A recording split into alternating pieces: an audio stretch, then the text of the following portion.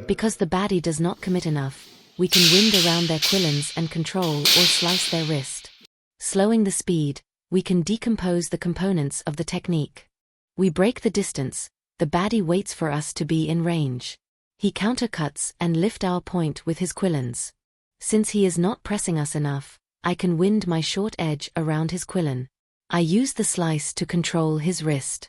Because it's you, I thought I spice it up and end up with transformation of the Schnitt. This is the same technique but facing the camera. The next two techniques, called running through, are used when the baddie is committed to coming into wrestling. We have two options as he can lead with either leg. As before, the baddie parries and will take our point in his quillins. He will use that clear his path around us. I abandon my initial slicing idea. Instead, holding my sword in my left hand and letting the sword hang behind me, I step forward and I pass my arm in front of his body, throwing him over my leg or my hips. This is the textbook version, going around his body. Both are possible according to how late we drop the slice idea.